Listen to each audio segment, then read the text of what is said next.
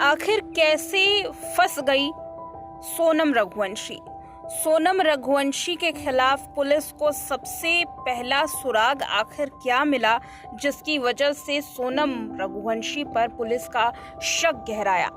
चलिए आपको इस रिपोर्ट में बताते हैं कि आखिर जब इस पूरे केस की जांच शुरू हुई तो सबसे पहले सोनम रघुवंशी के खिलाफ कौन सा ऐसा सबूत मिला था जिसके बाद पुलिस ने सोनम पर शक करना शुरू कर दिया।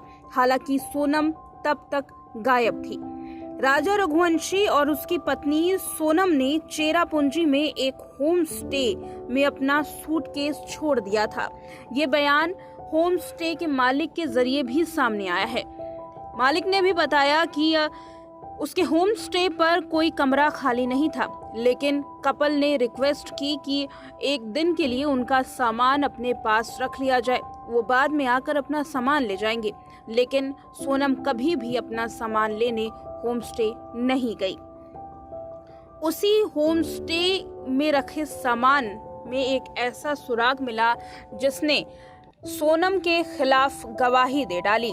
दरअसल जब उस सामान की छानबीन की गई पुलिस के जरिए तो उसमें मंगलसूत्र और अंगूठी मिली। सोनम को फंसाने में सबसे पहला सबूत बना मंगलसूत्र और अंगूठी, जो इस केस को सुलझाने में अहम सुराग साबित हुआ। ये जानकारी दी है मेघालय के पुलिस महानिदेशक यानी कि डीजीपी ने। मेघालय डीजीपी ने बताया कि सोनम का मंगलसूत्र और अंगूठी उस सूटकेस में मिला जो दंपत्ति ने सोहरा यानी चेरापूंजी में एक होमस्टे में छोड़ा था। ताज्जुब की बात थी कि महज एक हफ्ता ही विवाह को हुआ और एक विवाहिता महिला के आभूषण, उसके गहने और खासकर मंगलसूत्र सूटकेस में मिले। सूटकेस में सोनम ने अपने मंगलसूत्र छोड़ दिया था, अपनी अंगूठी को भी वहां छोड़ दिया और ये सुराग पुलिस को शक की निगाहों से सोनम को देखने पर मजबूर कर रहा था। इतना ही नहीं, जब होमस्टे के मालिक से पूछताछ की गई तब ये भी पता चला कि सोनम और राजा रघुवंशी पेट भरकर खाना खाकर वहां से आगे के लिए निकले थे, डबल डेकर के लिए।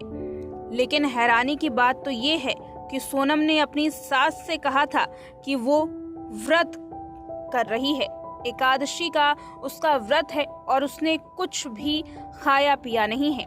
तब सोनम की सास कहती है कि व्रत का सामान खरीद लो, कुछ खा लो, दही खा लो, पानी पी लो, ताकि व्रत में घूम सको।